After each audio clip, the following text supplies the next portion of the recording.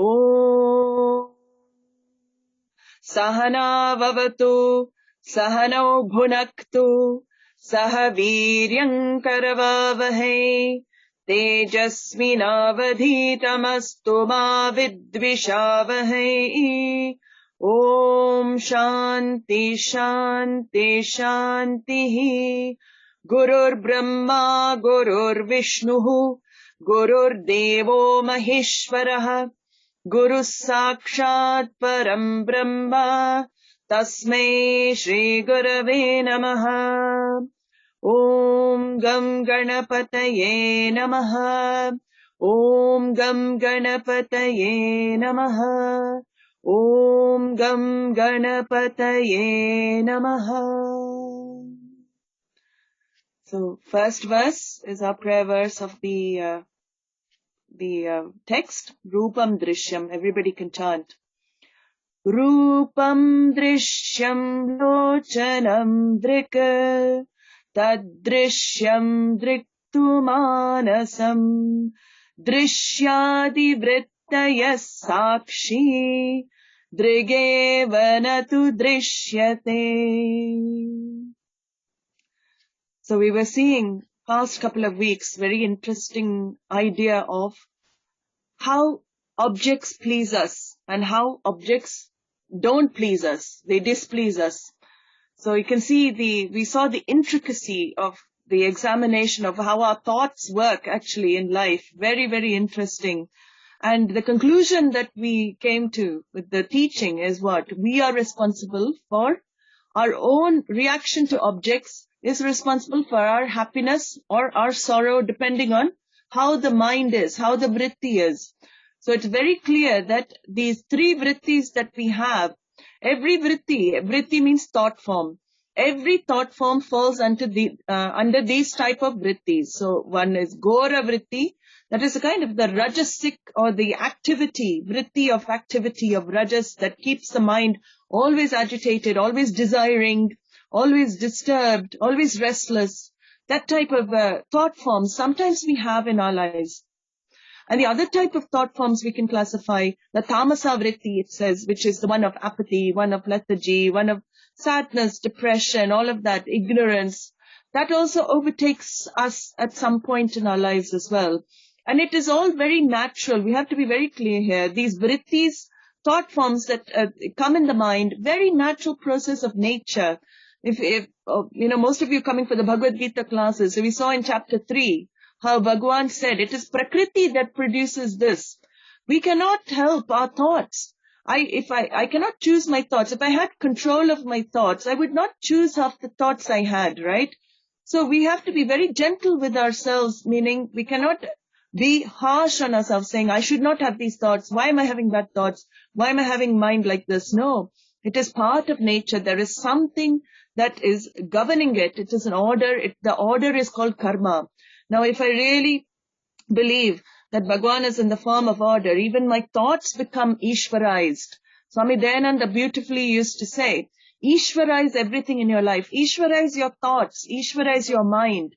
Everything becomes a part of Ishvara. Then even my mind becomes part of that order. It cannot think differently. There is a reason for the way the mind thinks. So whether it's Gora vritti, Tamasa vritti, there is a reason behind it. There's a background behind it. Leave it to the order. That is what we have to see, more and more objectivity with our own minds. And then also the Sattvika vritti, we saw that Shanta vritti or Sattva vritti. When that arises in our minds, what happens? It is like pure, clear lake. It is beautiful like a mirror, a shiny mirror that is able to reflect consciousness. Reflect your nature, your true nature, as the scripture says, Ananda Swarupaha. One of limitless joy is actually your true nature.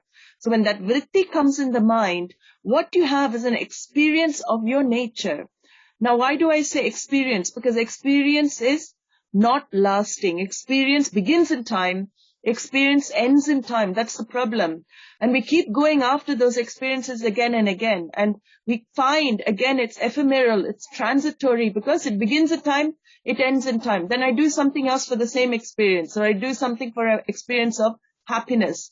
So whole life I'm chasing after Shanta Vritti for my happiness, actually. I'm trying to create situations in my life for Shanta Vritti to arise. If you notice, that's what we do. We want the Shanta Vritti to arise, so we create situations. We want somebody to be a certain way because they will invoke Shanta Vritti in me. Then when that Shanta Vritti is invoked, I feel happy, right? I want situation to be in a certain way. Why? Because I want Shanta Vritti to arise in my mind. Shanta Vritti arises, then I will feel happy. It is all my happiness, in fact, that really counts in life. Nothing wrong with it. It is a natural urge. Shastra is very clear. The urge for happiness is a natural inbuilt urge of a human being. Everyone has it. It doesn't matter which culture, color, religion, country you come from. That urge for happiness, every human being has. Just as the urge for hunger, the urge for thirst is inbuilt urge. Bhagavan, Ishvara, the Lord, has given this urge to be happy. It is natural. But the only issue is that urge for hunger and urge for thirst is very easy to satisfy. We know there are solutions in creation that are given to us. How do I satisfy the urge for hunger? I eat food, right? Any kind of food. How do I satisfy the urge for thirst? I drink water or I drink some liquid. That is very easy, solution given in creation. Now, this urge to be happy, what is the solution? If there is no solution given in creation, then Bhagavan's creation is not correct. It is wrong. It is not right. If I say there's no solution given for this natural urge, Bhagavan has given this natural urge in every human being, then he says there's no solution for the urge. There's nothing to satisfy you in this world. How does it look? It means his creation is erroneous. It is not correct. And it cannot be the truth because everything is, the Lord's creation is perfect. It is pure perfection. Everything is perfect. So there is a solution to this problem, this urge of happiness, to find happiness. Definitely there is a solution, but the solution is not where you're looking. That is the whole thing that these scriptures want to point out. You're looking for the right thing, but in the wrong place. Everybody is looking for the right thing, but it is in the wrong place because I seek it in that which is changing all the time. I seek to fulfill that urge in that which is always shifting, always changing, always temporary, always transient. And I want that happiness always, and I keep seeking it in things that cannot give me. And this is what this verse is so beautifully saying, because if you understand that nothing can really satisfy you from outside, you cannot expect things to give you that happiness that you seek from externals. It is your own swarupa that you love. Atmanastu kamaya sarvam priyam bhavati. In the Upanishad itself is said, you don't love anything for its own sake. It is for your own sake you love. Because what you really love is your pleased self. What everybody really loves is the pleased self, and that is your nature. Why? You love to be who you are in nature. That's why we love to be happy. If unhappiness was my nature, I would not reject it. I would love to be unhappy. I would jump up in joy when I'm depressed. I'm so depressed, I'm so happy about it. Because it's my nature, right? If it's your nature, you will be happy. That is a fact. But we reject what is not our nature. It is like having, sometimes it's really irritating when you get an eyelash in your eye and you can't get it out. What's your nature? It's an eyelashless eye. There's nothing disturbing it. But something niggling is there. It's not the nature. So you're always trying to pluck it out, do something with it, not working because you're trying to remove that which is not natural to you. Right? That's what we do in life. We try and remove that which is not natural to us. And what is not natural? Unhappiness is not natural to us. That is why a constant life attempt, everything I do in life is to escape that unhappy feeling. I don't want to be sad. I don't want to be sorrowful. But what is the solution then? This is the issue. It does not lie in anything external. That is what our Upanishads, the Rishis keep reiterating. The problem is you, the solution is you. There's a story of, briefly I just read, but a story of a lady who kept complaining that, she washed her clothes and she hung them outside, and she kept complaining, they're so dirty, looking out the window. Look at the clothes, so dirty. And she kept washing, not getting the clothes clean. They still look dirty. And she tells the husband, he comes along and he cleans the window, and then suddenly the clothes look clean. Now, where is the issue? Is it with the clothes, or is it with your vision? It is with the window. Clean the window. The way you see life is the key. The way you see life is the solution. So what the teaching does is to shift your vision, actually. It's to shift it from its focus on external and to discover that the real source of joy, the real source of happiness is with you. It is all along with you. So this is the vision of that verse. Asti bhati priyam rupam. Everything in this jagat has existence. Everything has consciousness, and everything is ananda. Everything has priyam. Everything is a source of love, potential source of love. It is only that I cannot tap into that source because of my own likes and dislikes covering my mind. So very beautiful verse to understand. Now the final verse I'm going to take, he just summarizes the teachings. He says, verse 21, he says, Kavai vagni jalor vishu devatiryang naradishu abhinna satchidanandaha vidyate rupanamani. So again, he's just reiterating, completing this section. He's saying that Satchitananda and Asti Bhati Priyam are the same things, okay? So some texts, some Upanishads call it Satchitananda, so other texts call it Asti Bhati Priyam. But basically, it is said that everything in this universe has Asti Bhati Priyam, Satchit Ananda. This is what he says here. In space, in air, in fire, in water, and the earth, even in the gods, the animals, people, existence, consciousness, and love are the same in all. Such a beautiful thing to know. Everyone is pervaded by the same. Every object, there is the presence of Sat Chit Ananda. There is the presence of Asti Bhati Priyam. Unbelievably, even sadness is sustained by Satchitananda, even the sadness vritti. We know that it is only the thought form that does not. What is sadness? It is a thought form that does not allow your nature to shine. That is what we call sadness, actually. Happiness we call a thought form that allows the nature to shine. So, but even sadness is sustained by consciousness. So he says here, Kam Vayu Agni Jalam Urvi Shu. Urvi is earth. Kam means akasham or space. Vayu means air. Agni means fire. Jalam is water. All the elements he's talking about here. Elements and elements cover the whole universe, right? The whole universe is nothing but elements and elementals. And he also says here, Deva Tiryang, which is the Devas are the gods or any celestial type of beings, any beings of light, angels. We can call them in any culture, there are beings of light. And Tiryang, which actually means something that grows horizontally. In Sanskrit, it means, Tiryak means that which is horizontal. It's a word referring to animals. And Naraha means human beings, etc. So every Jiva Rashi, insects, birds, reptiles, fish, everything included in this Deva Tiryang Naradishu. In fact, even there, the Shastra is very beautifully analyzed all different types of creatures. Every type of species of creature can be fitted into the model that is given in the scriptures. So the creatures first are divided into two parts, everything in this world. Chetana, Chetana means conscious living things. Achetana means without consciousness or without the shining. What is not conscious in this world? What is inert? Inert, we have seen in the previous verses, means it does not have a subtle body. That is what is called inert. There is no inertness, in fact, in the world. Everything is consciousness.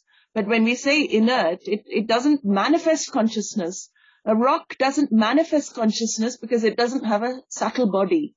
Subtle body being the reflecting medium. If a rock had a subtle body and it reflected consciousness, if you sat on it, it would shout at you saying, get off me, right? So that doesn't happen because it doesn't have a subtle body. But anything we call jadam in nature, in the world, is something without a subtle body. So this is how the model that our rishis have, they divided the world into two, what is inert and what is conscious. Then what is conscious, there is non-moving. There is non-moving and moving. What is conscious? What is inert is non-moving. What is conscious is moving. So world is full of stavaram and jangama, moving and non-moving. And the prani varga, that is another classification that they give, is the ones with the prana. Prana again includes the subtle body, and everything can be put under these four headings. Jarayuja. Jarayuja means those born from womb. So Jarayuja means mammal born. Mammal born creatures are there amongst them, moving the moving jangama creatures. Andaja. Andaja means those born of eggs. Andaja, birds, reptiles, all of this can go into that classification. Andaja. Udbija. Udbija, everything born of seeds, plants, trees, everything, they classified into this heading. Udbija. And then last, final classification they gave for all the creatures, Shvetaja. Shvetaja means born of sweat, literally born of sweat. Sweat probably comes from Sveta. It is a Sanskrit word. Shvetaja means born of sweat. So all waste, any kind of waste product like worms, animals, bugs, bacteria, everything living can be fitted into these four categories that are said. So what is being said in this verse is the bodies of all jivas, they breathe, they're made of elements and elementals. Abhinnaha Satchitanandaha. Everything, any of these, Andaja, Shvetaja, Udbija, Jarayuja, all of the species which fit into all of these. I think there's more than 8 million something species. I don't know, but even that number is given in the scriptures, 8,400,000 or something like that. I'm not sure about that, but very, very precise numbers sometimes they give. But anyway, all of these bodies, what is he saying? Presence of Satchitananda is invariable. Only the bodies change. Only the forms change. Only the names change. But that Satchitananda is always there in everything. Vidyate Rupa Namani, he says, the name and form alone are separate. They separate everything in this world. Everything looks separate because it has a different name, it has a different form. But even energy-wise, even matter-wise, scientifically you can see, even the bodies are different in appearance, but we can see there is oneness on level of matter and energy. Everything is nothing but matter and energy. Even that level we're one. There is no difference there. So Nama Rupa is the main reason for our separation, our feeling of alienation, our feeling of separation, our isolation in life. We see many all the time. Our perception is of many. Our perception in life is of multiplicity. And then we think it is me against the whole Jagat. When I see so many things, of course I will feel small and limited. There will always this feeling of, I am this much and look at the Jagat, it's so much. That is the feeling, a small wave. If the wave thinks it is a wave, what happens? If it is a very tiny wave in the ocean, and if it identifies with the wave name and form, what will the wave say? My God, look at that ocean, look at the big waves, look at that tidal wave. I am so teeny weeny tiny, I'm nothing, I'm nobody. I don't even have any existence. Who is recognizing me? Look at that other wave next to me. The wave will have such thoughts. If it had a sukshma shariram, it will definitely have thoughts like that. Whereas what is the truth? From the standpoint of water, where is wave? Every wave is, every wave is nothing but water. Water is much more than the wave. So that is why, in knowledge, when your vision shifts from your tiny limited self that you identify with, the wave, to water, then you will discover, your joy. That is called limitlessness. You discover your limitlessness. So a wave can be looked on as wave, or another standpoint, it can be looked on as water as well. This is what he says here. Don't have your vision rooted in names and forms. Names and forms can be there. Names and forms are there. We have to deal with names and forms.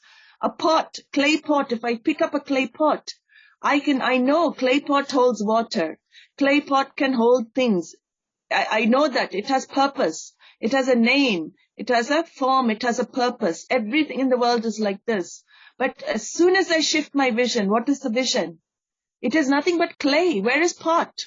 Pot is just a name and form. The essence, the substance of it is clay.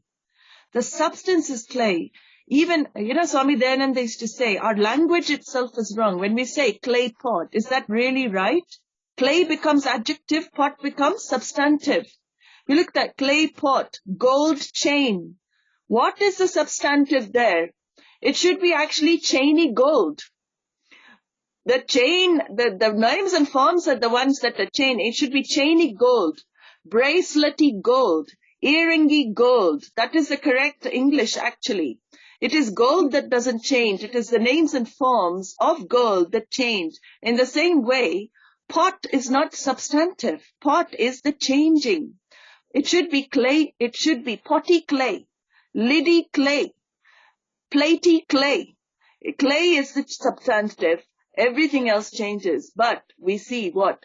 Our drishti, whole jagat drishti is in what? It is in pot. Pot becomes the reality for us. The chain, the gold chain, what becomes reality? The name and form become reality. And the substance is ignored. Substance is forgotten. Obvious substance, but this is again what the mistake we make. Because the substance is forgotten, I get into all types of problems in life. I make things more real than they actually are, actually. And that reality I give to this world is why I'm, what is responsible for my ups and downs always. So when you bring this knowledge into your life, what is the point of learning all this? When people ask me, it is to bring the knowledge into your life and to see when you're going through issues, this knowledge should come to you. Hey, maybe things aren't as real as I'm giving them. Maybe things aren't as important as I'm giving the reality to these things. There's much more to everything than you think there is. That is, again, the knowledge will slowly start helping you in your life. And you will develop the space to be able to accept challenges, space to face situations. That is how Vedanta really works. So, with this, I'm going to finish the text. There are some extra verses, but they're about meditation and everything. Very nicely, we have seen a lot of subjects. I'm going to give you a summary of it now, brief summary, so you can understand what we have seen. So this is Drig-Drishya Viveka is a very wonderful text summarizing all of Vedanta teaching. This is what you'll find in the Upanishads, same kind of knowledge. We saw it's written by Vidyaranya Swami, who was a great teacher in the lineage. Of course, it's attributed to other people as well, but we don't care who wrote it. We care for the knowledge that it's given. Even the people who wrote it in those days didn't bother writing their names, actually. That's why we don't know half the text, who is the author. Knowledge was given for free. They never signed their names on anything. It is just that people now, they say, oh, it's attributed to Adi Shankara or this and that. But it is a knowledge which is for everybody. It doesn't belong to one person. It is not given by one person. So this text, first section, we saw the first 5 verses. What did we see? It is the enumeration of the 3 types of seer, 3 types of drik. Yeah, two are relative drik. Relative means they are also become seen. They are not the ultimate seer, but the last drik is absolute. So the first verse itself, we saw, gives the subject matter for the whole text. And that's why we say it's a prayer verse, because it invokes sakshi, it invokes witness consciousness. So what did we see? The 3 levels of seer and seen. From the standpoint of the world, who becomes the seer? The sense organs become the seer. The eyes become seer of name and form, of form and color. The ears become the seer, if we say the perceiver of sound. So each sense organ has its relative sense object. And it becomes the seer, the sense organs. So from the standpoint of the sense organs, though, we saw the next level is what? The sense organs themselves are seen. The conditions of the sense organs, I know. How do I know? I know when I'm going deaf. I know when I can't see. So who knows that condition of the sense organs? The next level of seer, the mind becomes the seer of the sense organs. The mind can see the sense organs. And from the standpoint, that is not the final seer. Even that seer is not the final seer. From the standpoint of the mind, there is a seer of the mind as well. The mind also becomes seen on the final level of seer-seen analysis. Consciousness, Drig-Drishya Viveka, the Sakshi, witness consciousness, becomes the seer. It is the final seer beyond which there is no other seer. And the thoughts themselves become seen. You know when you're unhappy. You know your thoughts. You know when you're happy. You know when you're jealous. You can see your thoughts. Sometimes when you look at, it's interesting, when you look at people's faces, when they think a lot, people who think a lot, you can see their eyes going up and they're seeing. It's like they're seeing, even their faces, you can see they're thinking a lot, they're looking here, there. It is really interesting to see, because that is when you're looking at your thoughts, actually. When you're examining your mind, you're actually witnessing the mind. That is Sakshi, witnessing, lighting up the thoughts. You are able to sense your thoughts, you're able to see your thoughts as well. So consciousness becomes the absolute seer. There is no seer beyond consciousness, is said in the first verse. Drigeva natu drishyate. So 3 types of seer and 3 seen objects. Depending on the standpoint, mind and sense organs are both seen and seer. And what is the rule here? Anything changing cannot be the absolute. Number 1 rule. Anything that changes cannot be absolute, so they have to be relative seers. They're not absolute seers. These relative seen seers are known as drishyam. Drishyam means seen. They are also seen. The absolute seer is only one absolute seer, and that is pure consciousness. So we saw 3 very important rules in this analysis. The seer and seen are different. They are different. Number 1 rule, the seer is one. Number 2 rule, the seer is one, the seen is many. Second rule, the seer is one, seen is many. Third rule, the seer is unchanging, the seen keeps changing. Everything seen keeps changing. So what is the unchanging one? What is that which doesn't change? That is the final seer, that is consciousness. So in the first 5 verses, we saw this. Now from verse 6 to 12, what did we see? We saw how the formation and the function of these 3 seers. And we saw the relationship with each other. This is a very interesting section. We saw how consciousness is borrowed and how consciousness is intrinsic as well. We saw a 3-fold view of a human being. What is that 3-fold view? The physical body that we know, the gross body called Sthula Shariram, the mind or the subtle body, the Sukshma Shariram, which is thoughts, feelings, emotions, all of that included. And the third is the self-consciousness, Atma, Sakshi. Now, number 1 and 2, the physical body and the mind are inert. They have no sentiency by themselves. But only they're illumined by one thing, which is the self, which is self-revealing. The absolute seer illumines the mind. The mind then lends existence to the sense organs, and the sense organs consciousness streams out through the sense organs, and it lights up this world. In fact, I lend existence to this jagat. Without consciousness, this world cannot come to light. Without consciousness streaming out through the powers of the senses, this whole jagat is as good as resolved. It doesn't exist for me. How do we know that? In deep sleep, where is the world for me?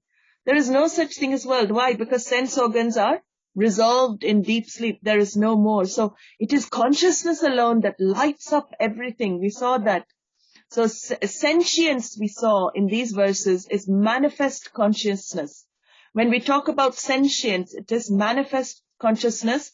It is borrowed consciousness. The Sukshma Sharira, the subtle body, borrows consciousness from Sakshi, from original consciousness, and it lights up everything else as well. So we saw this in these verses. Then in this verse we also saw that the author isolates two types of thoughts in our mind as well. Two types of thoughts are lit up. What are these thoughts? If you remember, aham vritti, I thought, and idam vritti, every other thought. So aham, he isolates from idam, I and all other things. The ahankara, the individual, is called aham, I. It is that ahankara which has a sense of doership. It is that ahankara we saw that claims every other thought form. So, suppose the body is fat, okay? Body is fat. That is a thought. Body is fat. But what does that I do? The other thought. I am fat. Suppose mind is disturbed. Mind is restless. Restless. That thought is there. Restlessness. But what does that I thought do? I am restless. It is that I thought that claims every other thought. It claims the result of every other thought, and that is where I make mistake in life, because I claim the thoughts as mine. Once I claim the thoughts as mine, what happens? I go up and down with the conditions of the body. I go up and down with the conditions of the mind. And I go up and down with everything that's changing. That's what I don't like. Because everything I'm identified with is constantly changing. And that I claims all of those things. So this is what we saw. He splits it so beautifully between I thought and idam vritti as well. Ahankara, that I thought, catches the reflected consciousness and lends it to other thoughts. So again, he goes a deeper level, saying even that I thought is illumined by Sakshi. Even that I thought is not real because it is illumined by Sakshi. And how do you know it is not real? What is the logic he gives for this? How do you know that I thought cannot be you? How do you know that individual I thought is not you? He talks about deep sleep. What happens to that I thought in deep sleep? That I thought resolves in deep sleep.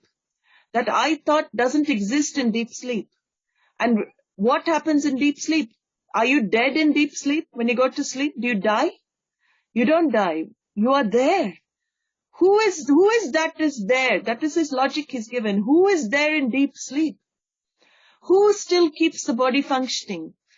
Who lights up? Actually, who knows? Awareness, pure awareness consciousness is there in deep sleep, because when you wake up and your spouse asks you, how did you sleep? Or your children ask you, how did you sleep, mummy? What do you answer? I slept very well. Or you say, I slept very badly. I didn't have good sleep at all. Now the I is back. In waking state, the I comes back. I is fully awake. If you remember, the I thought is fully awake in waking state. It is half awake in dream state. It is not fully there in dream state, but some level of I is there because you create the dream state. But it is fully resolved in deep sleep state. Deep sleep state is not there at all. But you are there in all three states of awareness, experience. You are there as consciousness. You light up your deep sleep, because when you wake up and the I comes back to the picture, when you wake up, you tell people, I slept very well. Now the author asks, how do you know you slept well? If you are not there in deep sleep state, how do you know you slept well? You are there in the deep sleep state as pure consciousness.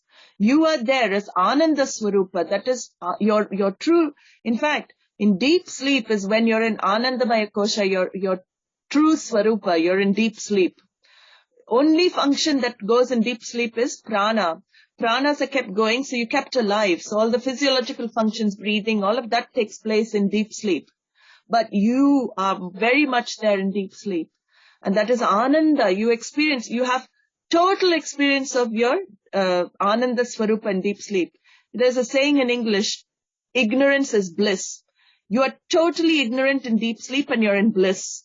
There's no vritti there. There's no thoughts at all. And you're in total ignorance, and that's why you're in total bliss. And as we saw, the author says, also he implies as well, when on waking up, you don't like to be woken up from deep sleep. Nobody likes to be woken up from sleep. In fact, some people can sleep the whole day and feel okay, They like to be in sleep, that Ananda Swarupaha. They love that feeling, I'm with myself. Because as soon as the mind Ahankara becomes active, what happens? Problems. Everything is because of Ahankara. In waking state, Ahankara becomes active, problems. Oh my God, I've got this bill to pay. I've got this to do. Big list. From the morning, the prarabdha karma wakes you up, problems start. I've got to drop the kids at school. I've got to do this. That I claims all the thoughts. I has everything that it has to do on the list. And then deep sleep, gone again. Where's the I? Where are your kids? Where are the relationships? Where is the big list, to-do list in deep sleep? Again, it's gone. That's what. It's the I. The identification with the I thought, which lends existence to all other thoughts, is what drives us in our waking state. So he asks here 3 questions, if you remember. What is my relationship? The relationship of the I with the reflected manifest consciousness. What is the relationship of that I with the reflected manifest consciousness? He says it is sahajam, if you remember. It is very natural. Whenever consciousness is there and there's a reflecting medium there, it will reflect. You cannot escape from this relationship. I will be active. So, in the waking, the sukshma shariram, the subtle body, which is like a mirror, it is placed in front of a lamp, right? The mirror is put upright, placed in front of a lamp. The lamp will have to reflect the light, right? So, as sahajam, it's natural. When it's put down in deep sleep, the reflection doesn't take place. So, the sukshma shariram is asleep. But sahajam, it is natural. So whenever you're awake, definitely you will have the I sense. The thought will be lit up by consciousness. You cannot escape it. You have to go through the experience of waking state.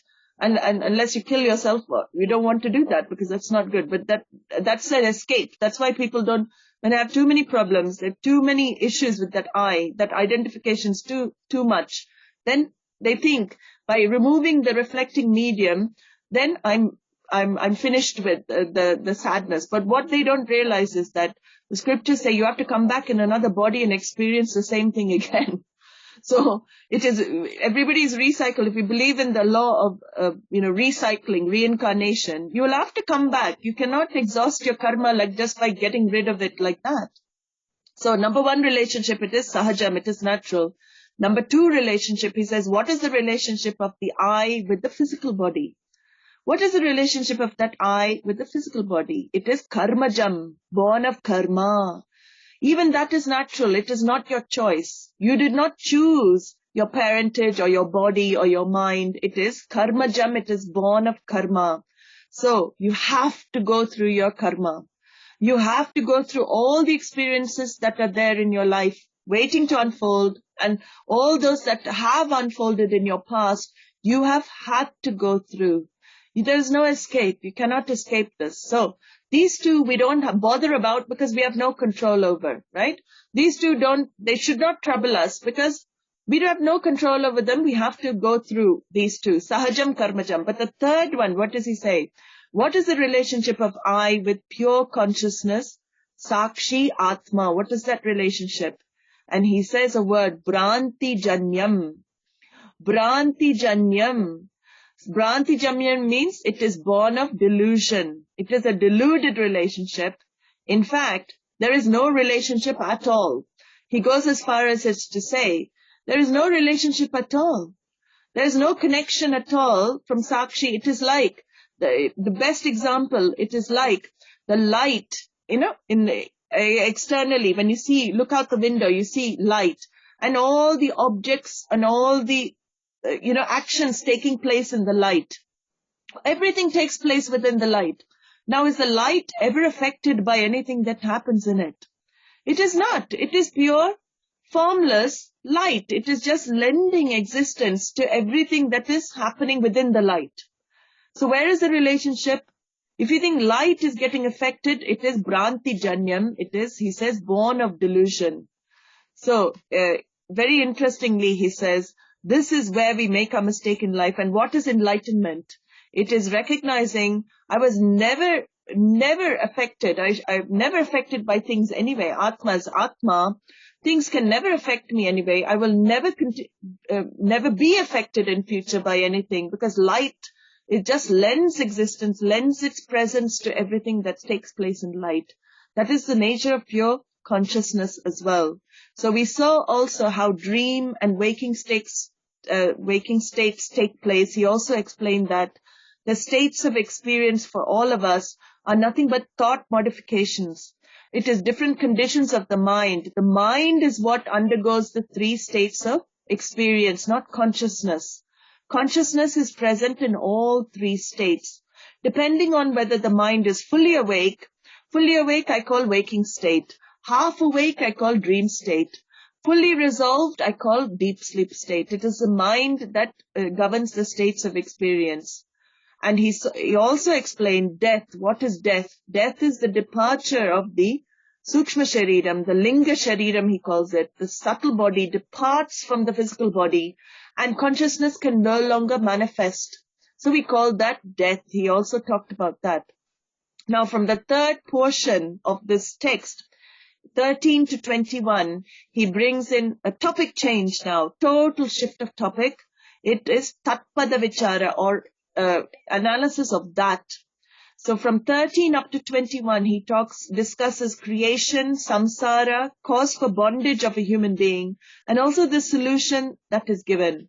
And this is where we saw Maya Shakti, this Shakti of Maya, and the two powers she has of projection and veiling. Everything in creation is projection and veiling as well. So at the macro level, at the level of Ishvara, the Vikshepa Shakti we saw, it projects this universe and makes it look like different names and forms. Maya Shakti projects and everything looks different. And on the individual level, what does she do? She covers my mind. I'm not able to see the oneness of everything in the creation. And I keep seeing differences all the time, and that is called Avarana Shakti.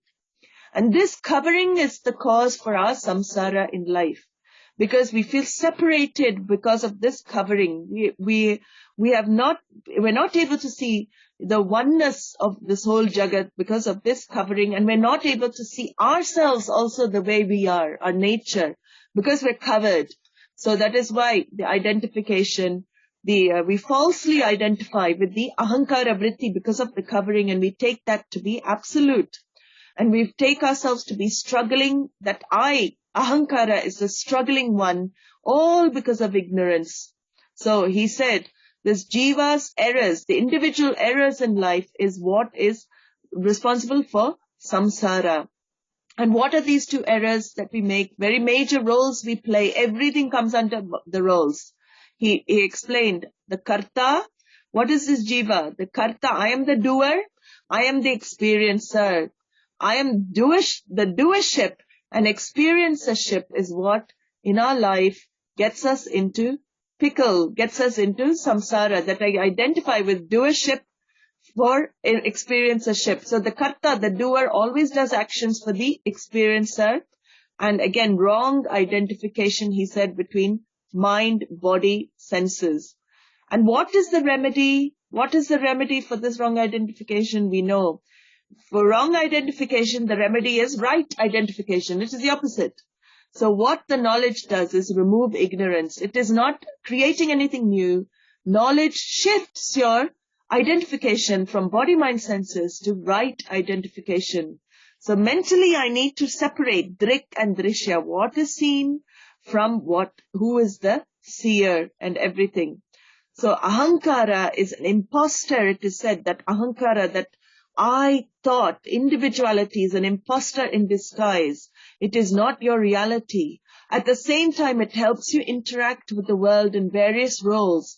It is a natural relationship. Remember, as soon as the sukshma shariram enters the physical body, subtle body enters the physical body, he says it's a natural relationship that I thought will come, and that I thought you need to become father one moment, husband another moment, or mother one moment. You have to play all the roles with that I thought. But he says, it is all costumes that you wear. Your reality is much more than this I thought. Very difficult to assimilate, very difficult to understand, but This is knowledge. This is what the Upanishads talk about. Self-knowledge, self-discovery, enlightenment is discovering that you're playing nothing more than roles in life. That I is playing roles in life. That you are free from all the roles. At the same time, the roles are you. That is called enlightenment. It is like wave is water, but water is not wave alone. The beggar is the actor, but the actor is not dependent on beggar for his existence. The actor is much more than beggar. You are like the actor, identified with the beggar role. You are much more than the beggar role. The beggar role is dependent on you, but are you the beggar role? You are not. You suffer along with the beggar on the stage. The beggar goes through all the experiences and the individual suffers with that beggar role. But with knowledge, what is the knowledge? I am the actor. I'm unaffected by the beggar role. Then you can follow your script, play your script, best of ability, you do your script. At the same time, you remain untouched by the problems of the beggar. If the beggar doesn't make, suppose in the drama that's on the stage, the beggar gets slapped by somebody, the beggar gets hit by somebody. Does the actor with knowledge think, oh, I'm getting slapped? And then you miss your script and you slap back and you're not reading a script properly. You start hitting back, you start hitting the other person. Does the actor, if he knows he is not the beggar, react, do all that? No, he won't, because he knows, I have to play the script. I know the role. So whatever role he has to do. But what happens with the identification? If you identify, you go off the script. You do, when you identify you go off the scripts, and that is where we suffer, because we don't play the script as per Ishvara's order. This is where I have to realize more and more, I am much more than the roles I play. Yes, the mother role is me, but I am much more than the mother role. Yes, the employer role is me, but I'm much more than the employer role. So, Avarana Shakti is the main problem for us in life. This text says that cover, that veils the nature, my true reality from myself, and that cover, that veils the reality of the Jagat, of this universe, the reality of Ishvara, of the Lord, and the reality of everything, other people as well. That is all veiled because of Avarana Shakti. And Avarana means ignorance.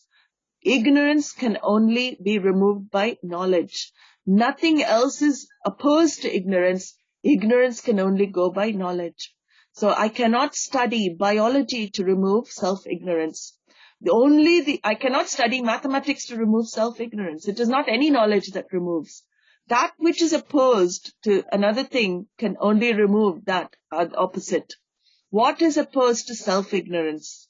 Self-knowledge. That is why our scriptures say, Punah punah shravanam kuryat. Keep listening again and again. Atmavare shrotavyaha drashtavyaha mantavyaha. Atma has to be heard about again and again. When you hear more about what you really are, your limitless self that you are, more shravanam is done with a pure mind. Also, at the same time, we purify our mind with karma yoga. The lifestyle that we live is conducive for the knowledge to be assimilated. So everything comes together. The pujas, the prayers, the tapas, everything that helps purify the mind, make the mirror clean. So Atma can be seen, can shine in that mirror. That is what the whole life is actually. Our jobs are for that. Our family life is for that. Everything in this whole life experience is to discover that one truth, that Aham Brahmasmi, I am that one consciousness, that truth of this universe, the truth of everything else that is here. So with that, we'll finish our Drig-Drishya Viveka.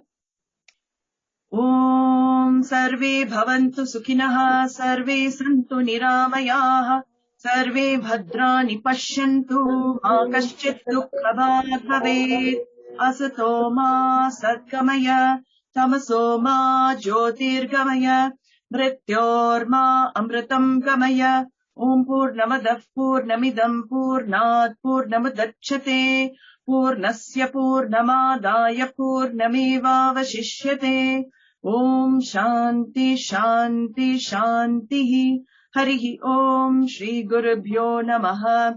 Harihi Om.